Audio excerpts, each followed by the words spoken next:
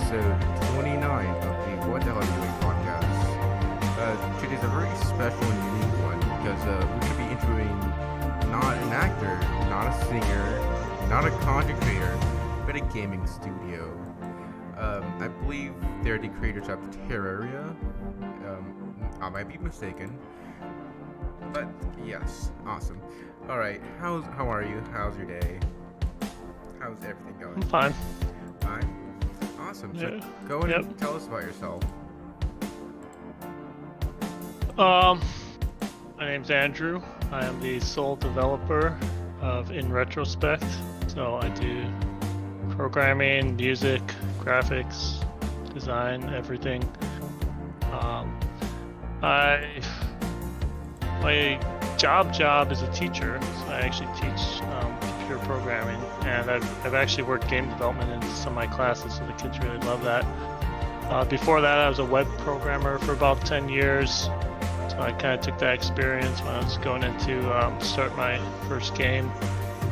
And I'm a musician. Obviously, I do all my own music, so I kind of wanted to bring that to my game as well. Awesome. Go ahead and tell us about your music. What inspired you to have such an amazing playlist of music you compose onto your game? Oh yeah, tell us about your game. So my game, it's kind of inspired about my original concept, and it's mostly stuck since then, although some changes have happened over the time. But my original concept was just this idea of playing through your entire life, but you're kind of looking back on it. So that's why In Retrospect is the name. So you're looking back on the different phases of your life, and I wanted the music to connect heavily to that.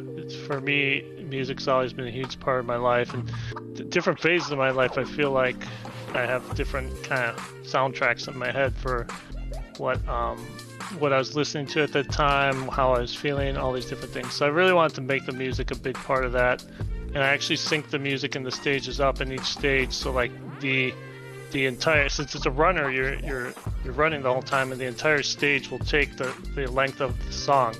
So you end the stage at the end of the song. So I think that's pretty cool. People really like that. So that's awesome. So what kind of inspiration did you pick up from different games like Terraria? Since your game is indie, what kind of games inspired you to create your game? Probably the biggest inspiration was just Bit Trip Runner. That's the first and one of the only runners I've actually played, and I just really like. They did a lot with music, but I tried to, obviously I don't just want to rip off another team's game, so I've tried to do a lot of different stuff. But that game made me see like what it would look like if you kind of tried to like sync your music and gameplay up a bit, and just kind of running through the levels and stuff, and really making it stand out with the music. So that's probably my main inspiration from that perspective. But I also really I love Mario games, and one of the things I love about Mario games is they continually just give you new stuff to do. So that was also my inspiration when I made my levels, is like there's new power-ups every level, there's new enemies, there's new platform types, all different stuff. So like every stage I tried to really bring new stuff to it. So tell us about your studio, and how many years have you been in business, and how did COVID affect that? Did it affect it positively, negatively? What happened? Well, I think I'm trying to remember when I actually decided to make a studio. For me, I've just been developing this game for close to 8 years now. It's my first major game, but I didn't really have a studio at first. I just kind of, I had no company name. I was just using my own name. So eventually I wanted to kind of brand it under a studio, because I do want to make more games in the future, and then I'll have a kind of brand. So I think I came up with the studio name a couple years ago, and the graphics and stuff like that. As for COVID, I don't think it's really changed much for me, to be honest. So I'm a teacher, and at first I was teaching from home, so that actually made my life easier in some ways. Zoom teaching's not fun. I think most teachers can tell you that. So I wouldn't say I liked that part of my job, but I didn't have to get up, go to work. I actually had more time because no commute, so I could like do my teaching and then like jump right into my game development. So I actually think I had a little more time throughout that. process. But otherwise, I don't feel like it affected my game development too much. I don't work with other people; it's all me. So as long as I have time in front of my computer, I can get stuff done. So you're basically a one-man team. I am. I've had some small help. Like I have a graphics friend. He did my logos for me. That's about it. I can't even think of anything else I've really gotten anyone else involved in. Oh yeah, he also did like the early like concept art. So I should, he did a lot of the early graphics, and then I took over from there. So yeah, he's helped a lot, but I do most of the work. So. So you briefly mentioned you were a teacher. Does that still, do your students still know that you're a creator of some sort and that you have games out there, and have they tried them out? Yeah, being a teacher when you're a game developer, it's a pretty good combo, because one of the things, especially when you're indie and you're small, it's hard is to find people who will play your game. But I always have like just a bunch of kids who will play my game. And I could even find ways to justify bringing it into the classroom and having them play it in the classroom. So yeah, a bunch of them play my game. They follow my game. Usually when I'm teaching a new class for the first time, I in my presentation about who I am and stuff on my first day, I just tell them I make games, and I tell them I'm going to teach you guys how to make some games. Obviously, it's very simplistic, the stuff I teach them, but yeah. Cool so I am currently unemployed because I'm moving to Toronto next month. So I left my job at the end of this school year. So I will try to start teaching once I move to Toronto again. But I was a high school teacher before that. I was preschool through 8th grade. So I've had kind of a wide range of kids. And that helps too, because you see that, older kids might get some stuff really quick, but the little kids are struggling with certain things, and then you have this whole range of kids to try out your game and see like where exactly the struggles come from. So you must have a lot of experience in the field of teaching. When your students play your game, do you receive any feedback on the game, anything positive or negative that you would like to share with us? Well, yeah, I mean, I do it. Like I said, one thing is just watching them. Like, one of the things I think I probably rely on too much is like text to explain things, but just for like tutorials, just like small text boxes. But then you realize that like little kids, they're not gonna read that, even if they can read that.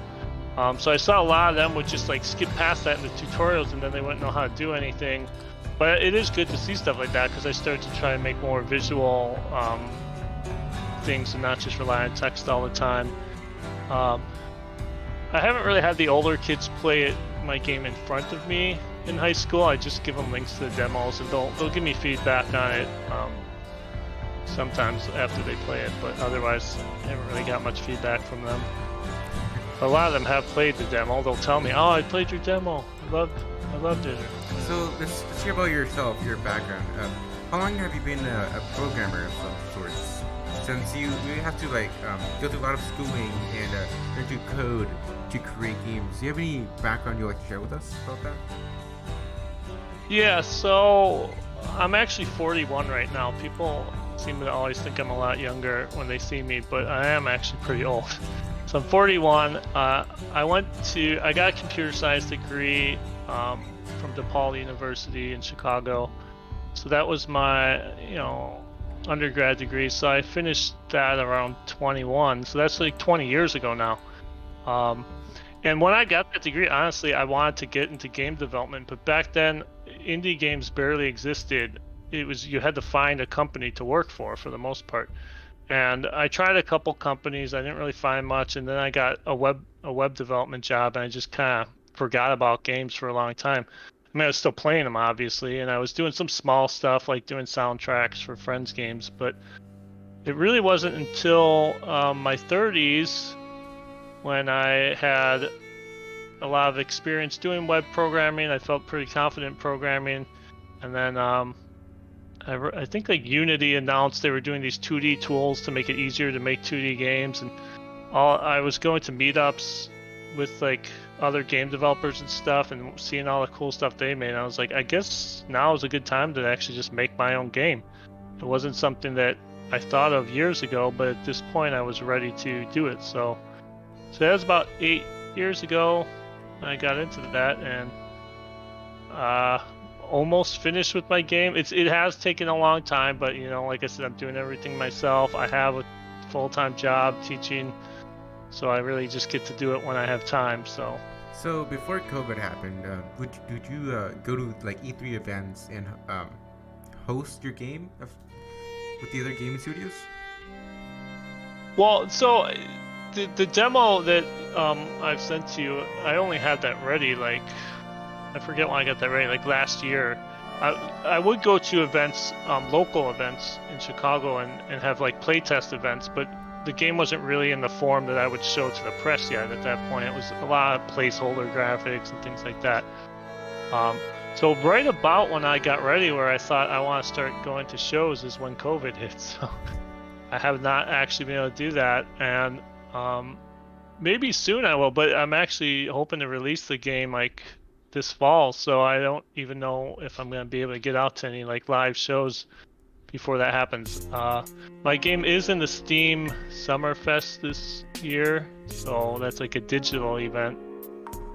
But yeah, I would have loved to get out and show it, but it's like right around when I started getting the demo ready and was ready to start going to shows is when COVID hit, and it just became impossible. So. Well, I heard that TwitchCon and YouTubeCon conventions are going to be open this year, so that would be a good place to start off and maybe promote your game and see the feedback you might receive from other content creators.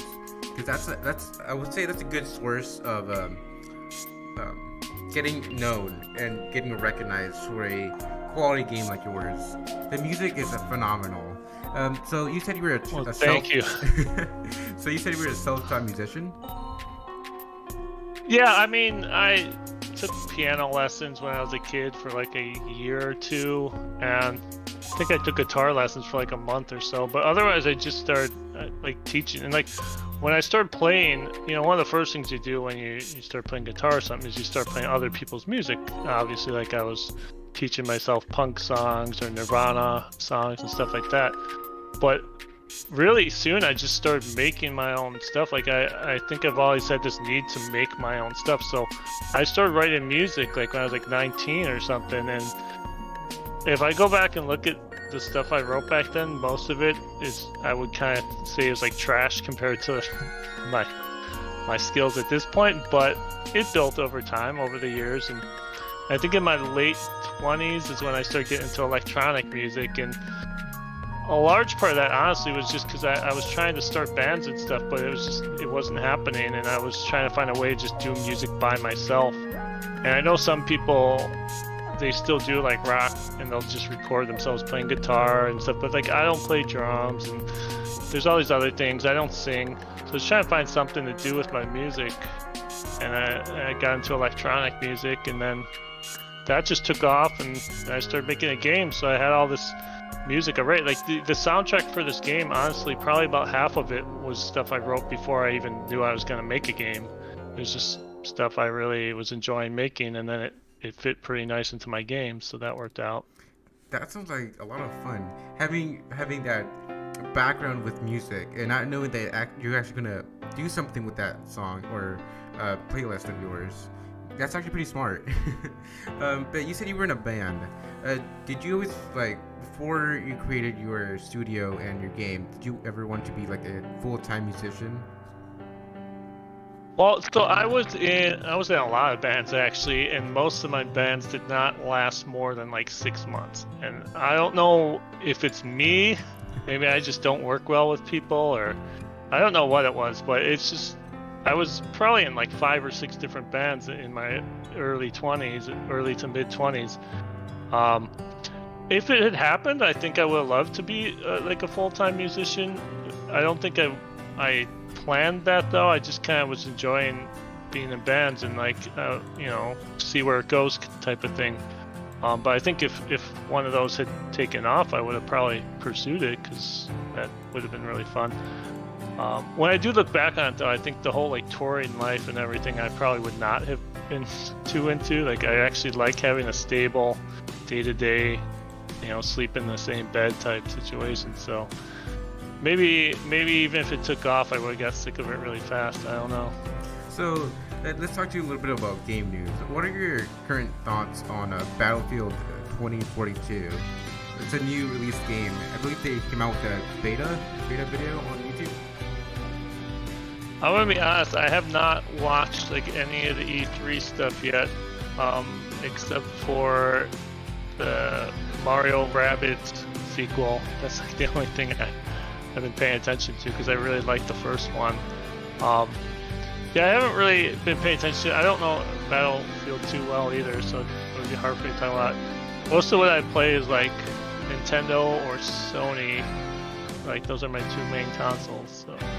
So let's talk about the evolution of games. What are your current thoughts and opinions on the game evolution industry from the early 90s till now? Do you see any rapid changes in quality of graphics or any, I don't know, maybe scripts that have been changed to feel way more suitable to this period instead of then? Well, I think there's been so many changes, it's really hard to know where to start. Like, so one of the main things, like I said, back in the 90s, there wasn't really a lot of indie stuff. There were some people would make like mods on their PC. Most of the indie community was PC gaming because, you know, there was no way to sell indie games on consoles. It just didn't exist. So you can make mods on PC, you can make your own little games on PC, but it really was not a big thing. To me, when that started shifting was around the like PlayStation 3, I think, era, when games like Super Meat Boy and Braid and you know, Fez, those type of games, they really took off, and suddenly indie game developers were selling 1 million copies or 2 million copies of their games. So that has been a huge shift, and I think because of that we see so many different kinds of games now, which is really cool. Like when I grew up in the 90s, you had your genres. You had like RPGs, you had action games, you had shooters or whatever. You didn't really see like too many just totally bizarre games. Like now there's so many there'll be like a whole game where you're just playing as like a cow or something. It's like you didn't really see too much like that back when I was younger. So I think it's cool, and there's so many ideas out there. Sometimes it feels like as a consumer there's too many. Like there's like almost an infinite amount of stuff that I would be interested in, so I don't even know how to pick what I'm going to play anymore sometimes. There's just like way too many games. But graphically everything got huge. Like if you go back and look at N64 games now or like PlayStation 1 games, it's painful sometimes. I think if you didn't grow up with it, you don't remember the whole fog thing either. Like when 3D gaming first came along, they didn't really have good draw distances, so they would just hide everything in the background and fog. So every game was like super foggy, and it's just, luckily now we have much better technology. We don't have to hide behind stuff like that. So yeah, there's just been a lot of changes. I think to me the biggest thing is there's so many different types of games now, and so many really unique types of games now. And I think a lot of that is due to indie. As far as like the big companies, I almost feel like they're getting less unique. It's like you get a lot of shooters, you get a lot of the same type of stuff. But when you bring indies into it, you get so many different kinds of games. So kind of balances it out. So what kind of games did you play when you were growing up? Did you play any Metal Slug, any Wolfenstein, any of the newest or oldest COD? Metal Slug I played in the arcades, so that was that's another big change. I think people, maybe there are still arcades, but I don't think people who didn't grow up in like the 90s don't, like, arcades were huge in the 90s. So and there were so many types of games you could not really play anywhere else, or even if they made home versions of them, they were usually really bad. Like the arcade version was the place to play games. So I played a lot of Metal Slug in the arcades, and you know. But on consoles, I mostly played Nintendo when I was younger, so Mario, Metroid, Zelda, Mario Kart, all those type of games I really loved. And then when the 3D games started coming along, I got into a lot of, I eventually got into PlayStation stuff too. So like Metal Gear Solid and Resident Evil and stuff like that. So you briefly said you play on Switch. I believe you told me that you would run some of the old Nintendo sites. Do you want to tell us more about that? Well, so I do run a Nintendo site. It's called Negative World, and I've actually started that probably like 20 years ago now. It's not a huge site. It got kind of big for a while, and you know, now I think it's died off a little bit. But it has like there's locals who really enjoy it, so it's people who have been around forever who've kind of grown up with the site, and so we have a kind of core base of people who just hang out there, talk about Nintendo, stuff like that. But yeah, there's also my first big programming project. So I said I got into web development as a job, but then on my own time, I made a website and I added a ton of stuff. It's got like a whole big user-created database where you could add games and give them scores and keep collections and all this stuff that I had to program. So. And while you were studying for programming in college, did you have any like small games that you created before your game you have right now currently? Well, to be honest, back then most of what I learned in college was like web programming, so I don't think I really had the best idea of how to make games. I made a few little like casino type games where you just click, card games, because that's easy to make on a website. It's just a bunch of clicking, but I never made anything with like moving characters or anything back then. This is really my first time doing something like that. And for your studio, do you once you released your game, do you have any other type of game genres you want to go into, like maybe RPG or FPS shooters?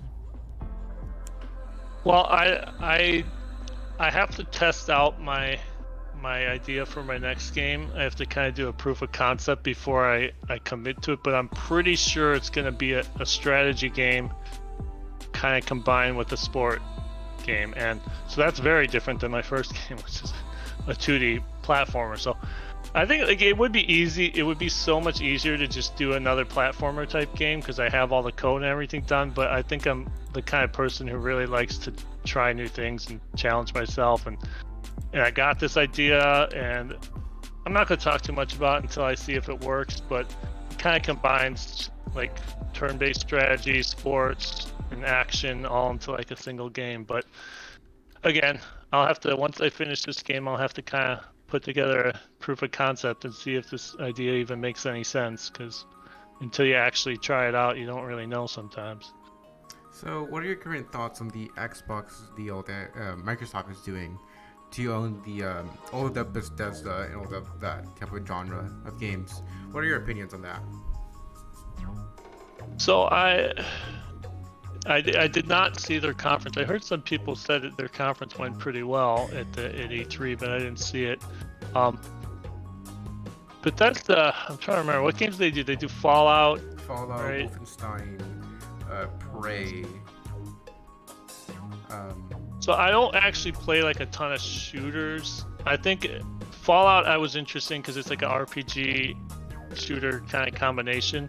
So I always wanted to play that. I never actually played it though, so I can't really talk about it. But that's the one Bethesda game that I always wanted to try. But and I don't know if I've actually played any of their games. And in the future for your gaming studio, do you plan to make any events or host any events at E3?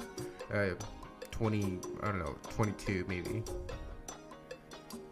Well, E3 is like tough to get into if you're an indie developer. You kind of need a publisher who's got some bigger weight. But I think like PAX maybe, like PAX East or something. I'm going to be moving to Canada, so I know both Toronto and Montreal have some big events. So I'm going to see about those as well, and probably go from there. I would love to go to E3, but it's so hard to get into as an indie. Unless you have Nintendo publishing your game or something, it's very tough. So yeah, what are your current other thoughts on the new PS5 and Xbox? And since you're a console player, not a PC player or a console player, do you see any rapid change in the console industry versus the PC industry? I feel like the console industry over the years it's been getting closer and closer to the PC industry, and at this point, Like another thing I think people don't realize if they weren't around in gaming like 20 years ago is it used to almost be like very separate markets. So you had some games that would come out on PC and consoles, but not a lot. It was like there were PC games, there were console games. It was almost two separate things. But I feel like they've kind of been converging, and nowadays almost every major release, at least from third parties, it will go to PC and go to consoles. And then you still got, someone like Nintendo, they don't put their games on PC, but Microsoft puts a lot of their games on PC now, and a lot of third parties do. So I feel like it's been converging. I feel like a lot of what consoles are trying to do is kind of keep up with what PCs have done with online multiplayer gaming and things like that. So to be honest, I'm at the point where I'm like, the only real advantage I see to consoles over PC is if you like the games that don't come out on PC. Like I love Nintendo, so there's nowhere else to get Nintendo games except the Switch. But if Nintendo made all their games on PC, then it'd be hard to say what the advantage of the console is. I do like that Switch is handheld too, and you can just pick it up and play it handheld. But well, what I would say otherwise, is it's like some consoles have exclusive content for like Last of Us. That's exclusive content to PS4. That's something that that's the same. The same idea is like the actual games is. I mean, like that's why I get Sony consoles is mostly because they have exclusives that I like too. And there's still a lot of Japanese games that don't make it to PC as well, so I like a lot of Japanese games, but I think they're kind of converging, and like 10, 20 years from now, there might not even be any difference. It might be almost the exact same thing. Consoles are basically like mini PCs at this point, and it's hard to say that what the difference is going to be in the future, but it feels like a lot of the games, unless they come from the console makers themselves, like Sony and Nintendo, otherwise it seems like they're all kind of going to PC as well. So another big news for gaming is the game Pokemon Go, which was popular back in 2017, has made a big appearance again. Do you think indie games that were like very well known back then should be allowed to come back and reappear into the gaming industry? I mean, I think so, and I think as an indie, it's appealing to me, the idea of like you might theoretically be able to make a game that just never goes out of style. Like a lot of times we're working with retro graphics already, so if my graphics are fine for 2021, they're probably gonna be fine for 2031. It's just old school sprites and stuff. So I've seen a lot of indie games that like the example I brought up earlier. What game was it? Or Super Meat Boy. Yeah. I think, and like Cave Story. Cave Story releases on like everything. It just keeps re-releasing, and games like that, I think they're just never gonna get old. So I think it's probably a good thing for indie developers. They could keep selling to new generations, and it's gonna be maybe a little harder for like the games that rely on graphics. But even then, I've just seen a lot of games they'll get re-released with just like updated graphics and stuff. So I think that's gonna be big, because that's another thing that's honestly that didn't really happen in the past, like in the 90s and stuff. Most games, they came out on a single platform and you never saw them again. Like, if you want to go back and play, Super Metroid, it came out on the Super Nintendo. It didn't re-release on the Nintendo 64. It was only once they started the Virtual Console that we started to see these games come back a bit. So, but now I think a lot of games will just keep putting them on every system, and I really want to get my game on the consoles. So I'm just doing a PC release first, and I'm gonna see about the consoles. But I think the good thing about doing retro games is like if it doesn't make it to these consoles, I could always just wait till the next round. It's like it'll probably still be fine. And another indie game that has gone like overwhelmingly popular is Among Us. It was released back in 2018, and now it's being played by like big name streamers like Pokimane, Jacksepticeye, and all of them. So yeah, I believe the indie games will make a reappearance sometime in the near future.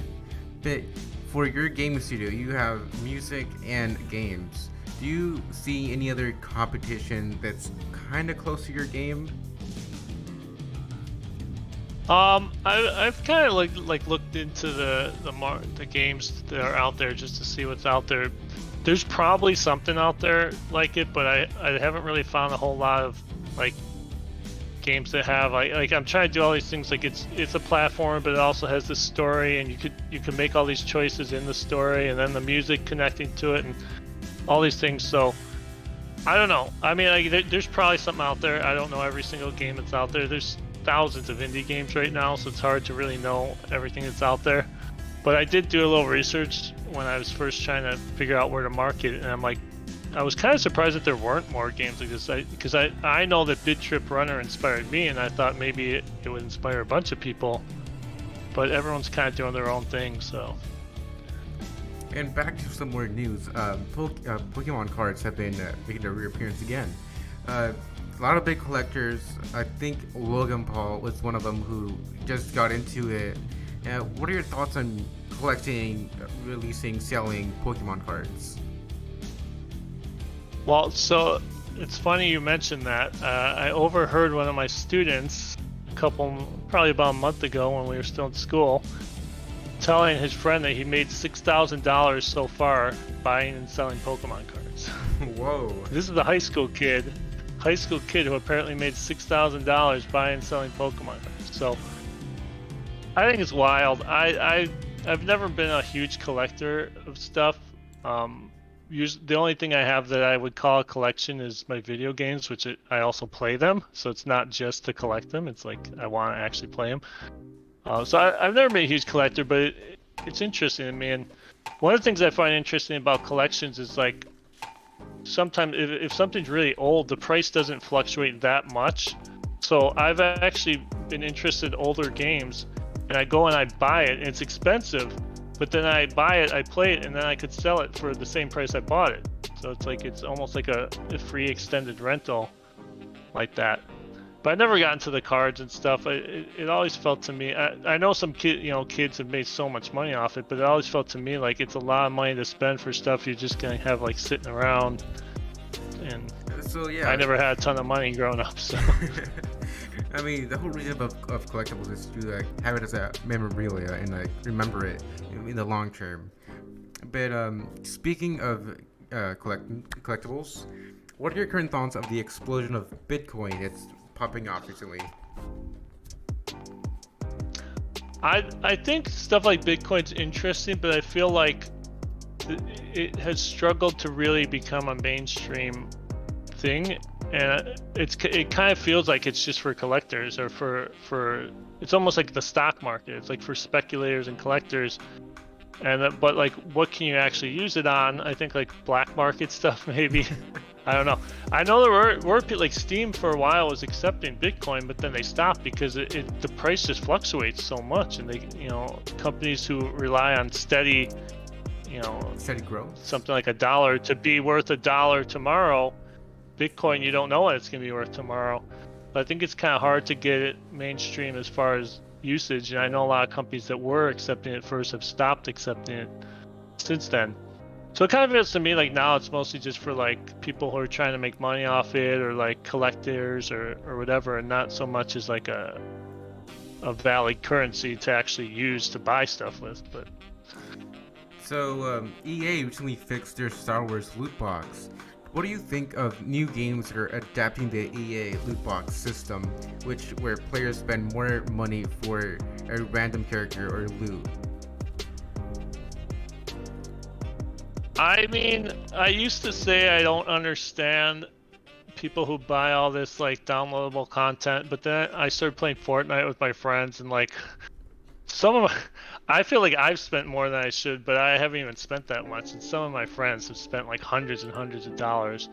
But I think the random stuff to me it does feel a little like it's like a little exploitative to me, because if some kids getting random stuff, they probably want a specific thing. They know what they want. They're just gonna keep buying the random stuff until they get the thing that they want, and then they might end up spending a lot of money that way. So I don't know that I like the whole random stuff, but I feel like if you just charge a specific price for a specific thing, then I think that's probably fine. So but a lot of the random stuff, I know they consider it like Oh, sorry. Go ahead. Well, I was just gonna say, I know like in some places it's been considered almost like gambling, and there've been like laws made up to stop stuff like that, because it kind of is a little bit like, if you don't know what you're gonna get, you just have to keep trying until you get the thing you want. I believe that law only applied to China and all the eastern side of the world. But yeah, I think though there was places like Europe and stuff that were looking into it. And I know as a game developer, releasing stuff in Europe is a bit more stricter because they have all these EU laws, and things are a lot more like structured in what you're allowed to do there and stuff. But I don't know exactly how that affects things. So you briefly mentioned you played Fortnite. What are your current thoughts on new season 7? I think the UFOs are like way too overpowered. They're fun, but once you start spamming that laser, it's just, if you're on the ground and someone's spamming a laser, it's really hard to do much, and you can't even hide in a building because they'll just destroy it. Especially if you're playing squads and like 2 or 3 of them have UFOs, it's just good luck. I have a feeling they're gonna probably slow down the laser shoot rate or something. But otherwise, I think it's cool. I actually liked the last season a lot, but by the end, I was kind of sick of all the makeshift weapons and stuff. It's cool to just have normal weapons again, and like the rail guns are really fun. I've gotten a few good knocks just shooting people through the builds with the rail guns, and it feels kind of like it went back to like less experimental in a way, but then the UFOs kind of make it a little bit experimental. So it's a nice mix. I mean, I haven't played a ton of it yet. It just came out a couple of weeks ago, but so we'll see. So another game that has had a big update recently is Minecraft. The 1.17 or 1.18 update released the same day actually with Fortnite, but Minecraft added caves, new mobs, and new animals. Do you play Minecraft? I feel like I'm a bad teacher because that's one of the most popular games my students play, but I've never actually played it, so I don't really know what they're talking about sometimes. I feel like I try to get into games like that are a bit more open-ended. Like I played Terraria for a bit and some other games like that, but I just always end up getting kind of like, what am I supposed to do now? And it's like if I don't need to be led by the hand, but if I don't have some idea of what tasks I'm trying to work on, then I kind of just get bored of games. But I never even tried Minecraft, so maybe I would like it. I don't know. So do you like games that give you objectives, or do you like any like sandbox games with story inside? I mean, I like objectives if you have a world that is open and lets you kind of find stuff to do. That's really cool, but I still want specific stuff to do at some point. Like I really like the new Zelda Breath of the Wild, and it's very open as far as you can kind of just go any direction. I mean, once you get off the plateau part, and there's so much you could do, but you still end up with a lot of specific things. I'm gonna go to the next tower, and then after that I'm gonna try to find whatever shrines are around there, things like that. So I still had goals in my head. I think like some games are a bit too open-ended for me. It's not like there's anything wrong with them. It's just my own play style. I kind of like having specific things. I like to be able to sit down. I don't have a ton of time to game. Like I said, I have a full-time job. I'm making my own game, a lot of other things. So sometimes I only have like a half hour or something to play games. I like to feel like I made progress in that half hour. But if the game's too open-ended, you just kind of run around for a half hour and you don't really get anything done. So like you said, you briefly play games. Do you mostly play mobile games since you don't have that much time? Do you go to your PC? What's something like, what kind of game do you like to take your time off and relax on it?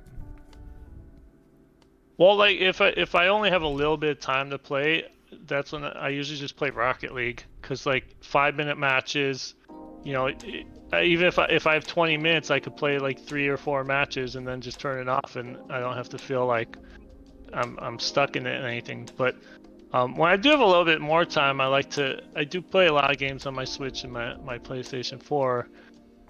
It's just hard. Like there's certain games I really love, but they're the type of games you probably want to sit down at least an hour or two anytime you're playing it, and if I don't have that time, I'll go weeks and weeks without playing it. Like I was playing Bloodborne on the PS4. I really loved that game. I got probably like halfway through it, but it just became harder and harder to find time to really sit down and get into it. And that's not a game I want to play if I only have a half hour. Like you can almost, you're not going to do anything in that game in a half hour. So it's kind of like trying to find the balance. And if I do have some time nowadays, even if I start playing, I think I have time. It's usually late at night, and I just get really tired. So speaking of games, let's talk about this game studio. It's very well known for a certain game that's sold over 1 billion copies, Rockstar. What are your current opinions, thoughts on the new Rockstar 6 that might be coming out next year or this year in the fall? And comparing that game that's coming out soon to the current version of Rockstar, GTA 5. Well, unfortunately, I have zero experience with GTA, so those are some of the first, like GTA 3 especially was like one of the first big open world games, and it was always kind of appealing to me. But then I never really got into the idea of playing the bad guy. It's like I'm more like I want to play the heroes. I want to play. So I never really got into those games, but they're interesting though. Like just from a game design perspective, I would look at like all the stuff you could do. It's like it's a game where you're kind of doing crime, but next thing you know, you're doing these like fun mini games that have nothing to do with crime. And I'm like, that's a cool idea. Just putting all this different like variety of stuff in your games. So basically, it's GTA with a hint of life, where you can be who you want, do whatever you want, and it's all like it's basically a sandbox with story, but it's not there, you know. Yeah. So, do you watch TV? Do I what? Do you watch TV? Mostly when I'm eating dinner. That's the time I have to watch TV. So it's like I'll watch a couple episodes. Let's talk about some movie topics. Loki, and they came out with a new episode, I believe episode 3 or 4. Do you watch any Marvel? So I watched. Yeah, I watched. I mean, I've seen like all the movies, and then I watched WandaVision. I actually really liked WandaVision. I watched the was it Falcon and the Winter Soldier. Winter Soldier. Yeah. I mean, I kind of like that one, but it wasn't like super gripping me. So I've only watched like I think 3 of the episodes. If I find time, I'll probably watch the rest, but I just never finished that. But I did watch the first episode of Loki, and I really liked that. Actually, it's very weird, and that's what I like. It's stuff that's just like I don't know Marvel comics super well. I wasn't big into comics growing up. But I know that there's a lot of very weird stuff in some of them, and I was hoping that like the movies would get weirder. And I think they did a little bit of like Guardians of the Galaxy and Ant-Man, which those are 2 of my favorite Marvel movies. I think the ones that the more weird they get, the more I like them. So I think, yeah, like Loki to me, that was a good start. It was. I don't want to spoil anything. I know some people probably haven't even seen it yet, but it's like I was worried it was just gonna be some drama about him like doing like bad things or whatever, and you know the Avengers trying to capture him or whatever, but then they just create this whole like weird world that he's like instantly thrown into, and I'm like, oh, this is interesting. So my favorite part of the episode, I believe it's episode 1, is where Loki's ego is just deflated once he watches what he can do in the future. Do you remember that scene from the show? Yeah. What's your favorite part? Yeah, I think it's. Well, I think I just like all the weird part, and I feel like it's not cool to admit this, but I actually really love Owen Wilson as an actor. So his character was really interesting to me, and just I don't know if there's a specific part. I just liked how it was kind of like weird and all this like this whole. I mean, again, I don't want to spoil anything, but they introduced this whole new like thing. And I know it's in the comics, so it's not totally new, but this whole new thing that like kind of like affects everything that's going on, and all this like time bending stuff and everything. So like that kind of stuff's really fun to me. Yes, that what's your favorite character of Marvel? I mean, I guess it's old school, but I'd probably just say Spider-Man. And you know, I like all the MCU stuff, but I feel like if I had to pick my favorite like Marvel movie, it would probably be Spider-Man 2 from before the MCU, the one where it was like Doctor Octopus and Oh, that one. you know, the old one with like Tobey Maguire as Spider-Man. So yeah, to me like that his character is. I mean, like a lot of the other characters are like, I'm a military guy or I'm that, but like Spider-Man's just like he's just like a kid who just got powers and he's trying to figure out what to do with it. So that to me is sometimes more interesting. Like I like the Iron Man movies, but it's like I don't relate to a billionaire who's like builds like tech suits and stuff. It's like I relate more to like some kid who's just growing up and he's trying to survive like his life and then figure out what to do with these powers, which obviously I don't have powers, but I believe there's some rumors going around that Toby might actually make an appearance in the next Spider-Man MCU movie. Actually, that I think they were talking about. Yeah, that might tie into the Doctor Strange Multiverse Madness. Yeah, something like that, and then the other guy with Andrew Garfield, and we'll see what they do with it. But yeah, I really liked Spider-Verse too, Into the Spider-Verse. That was a really good one. I never watched that one actually. How was it? Oh, it's so good. It's so good. So, Microsoft recently did some shows with Square Enix and the Bethesda theme, highlighting all the company's growth over the years. Do you think big name companies will reach out to like small companies like yourself and assist in any way? Well, they do sometimes. To me, I feel like I'm like too small, and I think I made something cool, but it's not one of these games that like is gonna be like, I call them the indie darling games, the games that it's like an indie game, but everybody instantly is like in love with it. Those are the games that the bigger companies tend to reach out to. But they do sometimes. I even have a friend who he released a game called Manifold Garden. Have you heard of this game? I have not. It's very graphically interesting. It has all this like repetition and like MC Escher type graphics and stuff. But he got help from Sony on that, I remember.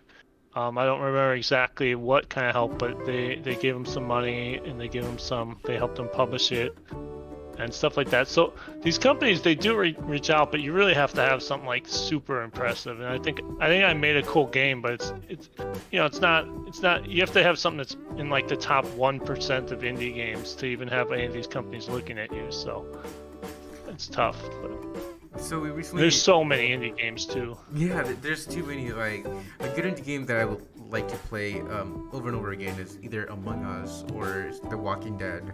Those two are amazing indie games. Yeah, you mean The Walking Dead, like the ones where you just play? Yeah, those games are good. I played, I think, the first 2 seasons of that, and yeah, they were really good. So we briefly talked about Fortnite. Do you think the Epic Games and Apple lawsuit will still be a thing by next year? I don't know how long it's gonna go on. I'm not a legal person, so I could be very wrong here, but I kind of feel like Apple's gonna be fine. Like Epic's trying to like prove all this stuff that I think it's gonna be very hard to prove. If Epic does win, it will be obviously huge because it will change how a lot of these companies are allowed to do things. But I feel like Apple's probably gonna win. I don't know though. And I mean, I'm not a legal person. And this question actually falls back with the loot box system a question we had a few minutes ago. So yeah, Apple's I believe store was randomizing stuff out to where when you want to purchase something, it's always being randomized by the app. So I believe maybe Epic Games hopefully will win and change a couple stuff, because I believe Amazon got into the lawsuit as well, and other big companies. So yeah, do you play any Star Wars? Do I play what? Any Star Wars? Star Wars games? Yes. I kind of love Star Wars, but actually I don't think I've played any of their games in a while. like I played all the Super Nintendo ones, and then Nintendo 64 ones, Rogue Squadron and Shadows of the Empire, and then there was on GameCube there's Rogue Leader, and I had Episode 1 Racer, and I had Clone Wars. I don't know why I haven't played a Star Wars game in a while, but I do want to play the Jedi Fallen Order. That one looked cool. Oh, there's a game that's similar to that game. That requires a lot of combos. It's like a samurai game. It's similar to the Star Wars game you just mentioned. But yeah, so the whole reason I asked that is because a few weeks ago, the Star Wars community went back and revived a game that was already dead. I don't know if you know it. It's called Star Wars Battlefront 2. So the whole Star Wars community went there, played for a couple hours. They hosted an event with EA, and yeah, I was wondering if you took part in that. Yeah, I didn't really do that. I haven't really gotten into multiplayer, like online multiplayer games until kind of recently. So there's only a handful of games I play online. So yeah, I didn't play that. I think I'm probably more interested in their single player games. So the Jedi Fallen Order, and I know there are gonna be some more games in the future too. Especially because I think the exclusivity deal ended. They had an exclusivity deal between Star Wars and EA, I think, but now that's over. So anyone can make a deal with Star Wars and make games. So would you ever do a Star Wars probably game? Not anyone though. What is that? Would you ever do a Star Wars game? If they wanted me to, but again, I don't think I'm big enough for that. That's another one of those top 1% of indies things where you'd have to be kind of like the cream of the crop. Like I thought it was interesting to me that like you know, have you heard of the game John Wick Hex? Yeah, the John Wick game. Yeah. Like that was made by an indie developer, and he made like Thomas Was Alone and some other stuff, and then they gave him the John Wick license to make a John Wick game. And that to me is huge because you don't actually see indie developers getting these big licenses that often. So that was very interesting. But so let's talk about like future predictions of your game. Do you want to give us like a little hint in where it might be released in the fall? Well, so if you actually go to the Steam page, the release date says August 31st. Totally a placeholder. It's not going to actually release on August 31st. I do think so. Right now, like I said, I'm moving to Toronto, so I've been so busy just packing and all this stuff. But I do think I'm just gonna take some time off. Like I'm not gonna try to find a teaching job this fall. So I'm probably just gonna this fall just focus on just my game, like full-time work on my game. So I'm pretty sure it will be done this fall, but it's probably not gonna be done by August 31st, like my Steam page says. It's probably gonna be, I don't know, September, October, November, somewhere in there. And yeah, it's gonna release on Steam. It's gonna release on itch, and then I would love to put on consoles eventually, but I just really want to get through the PC release first, and then I'll think about consoles after that. Yeah, before you go to consoles, don't pull off a Cyberpunk move where they went back in consoles and it just flopped on them.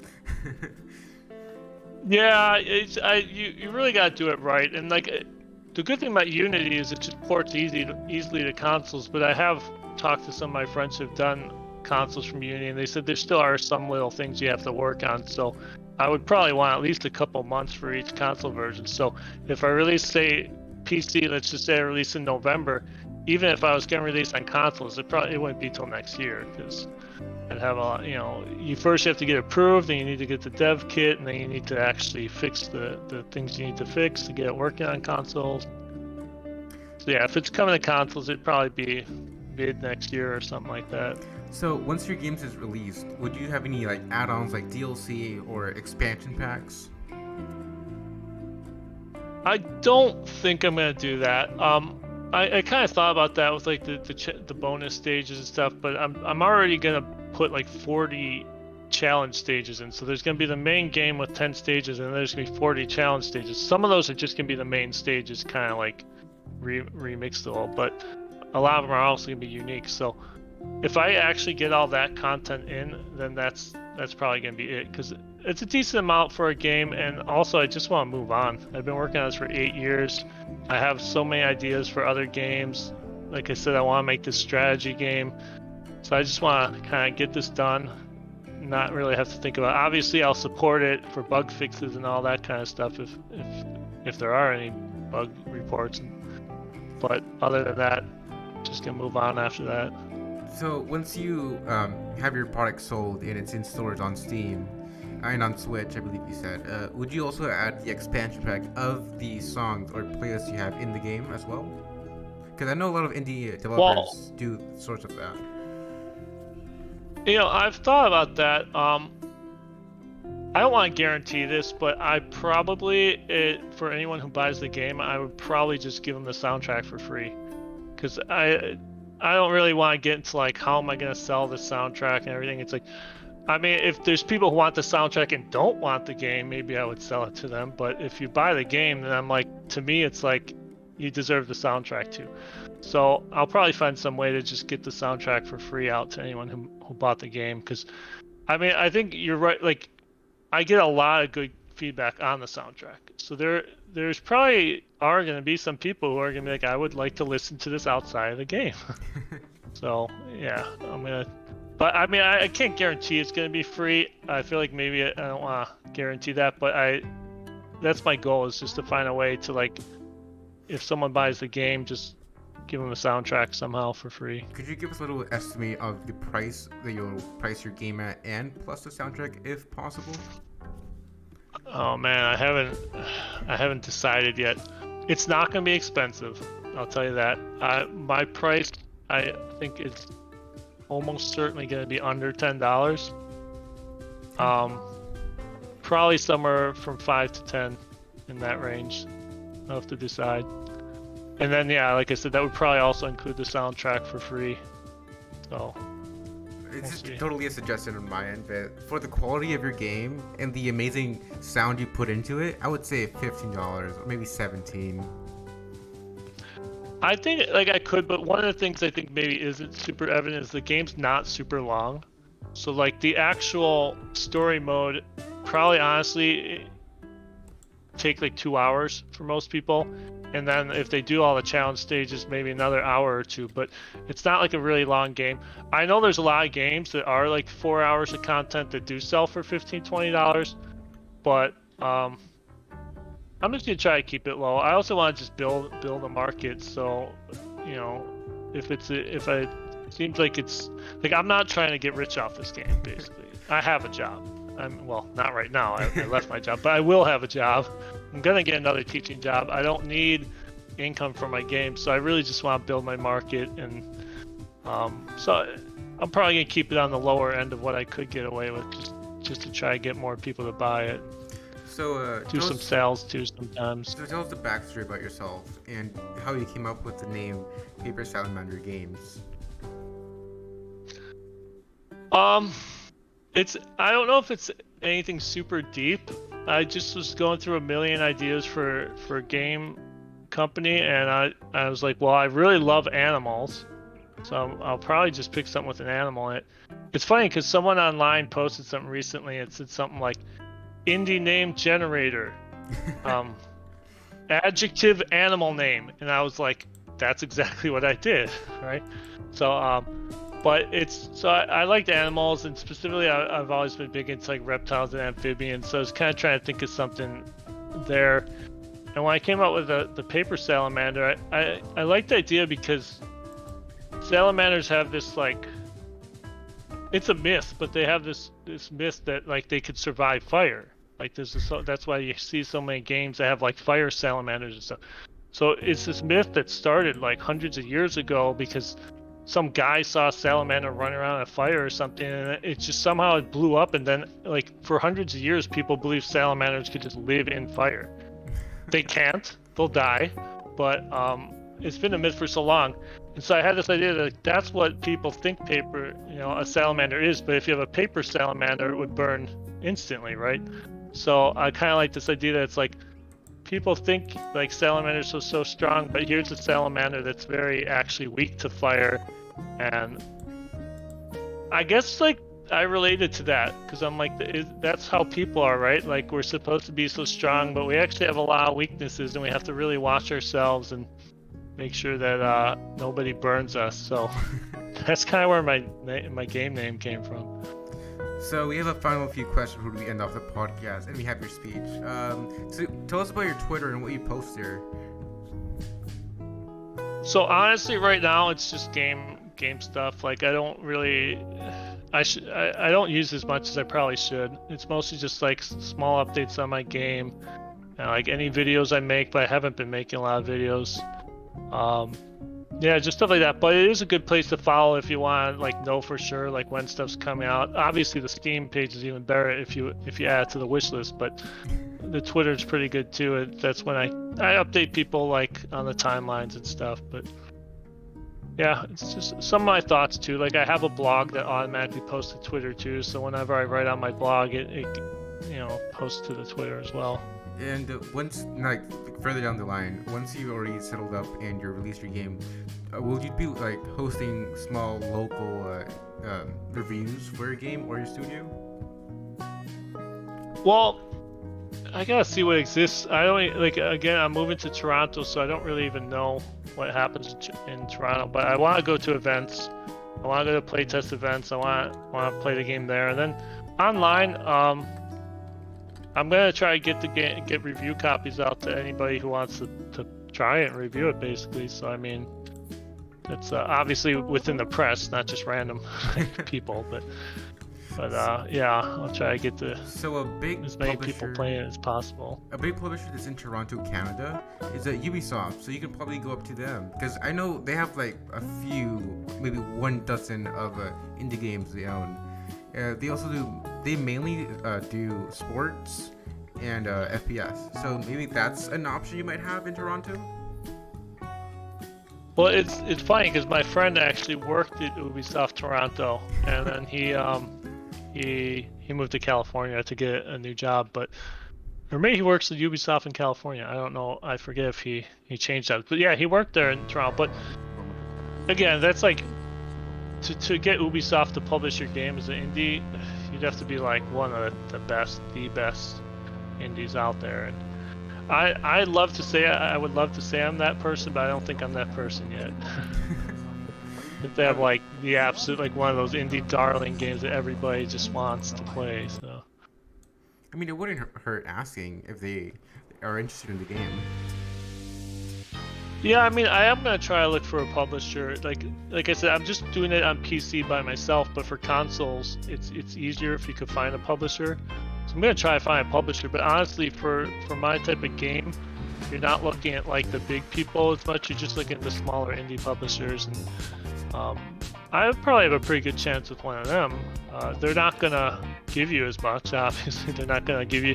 Ubisoft could probably give me like thousands of dollars on it. Like these smaller publishers, they're not gonna give you that. They're just gonna help you publish the game. But that's probably what I'll do for consoles because it's hard to self-publish on consoles. It's not possible. A lot of people do it, but it's just easier if you have a publisher.